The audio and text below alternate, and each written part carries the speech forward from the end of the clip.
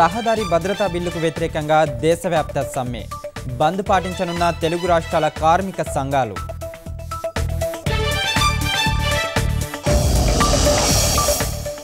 రాజధాని నిర్మించే అవకాశాన్ని అందిపుచ్చుకోండి.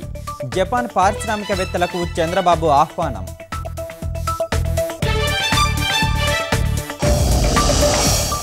హైదరాబాద్ పరిశుభ్రతపై కేసీఆర్ ఉన్నత స్థాయి సమీక్ష.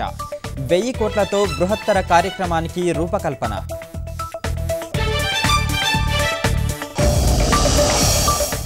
హైదరాబాద్లో విస్తృతంగా నిర్బంధ తనిఖీలు. 37 వాహనాలు, 300 గుడుంబా ప్యాకెట్లు స్వాధీనం.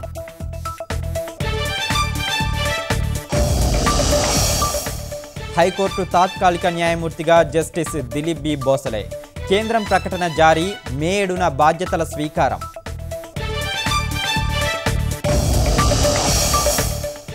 నేపాల్లో నిస్సహాయ స్థితిలో విపత్తు నిర్వహణ. సాయాన్ని చేర్చడంలో అడుగడుగునా అవాంతరాలు.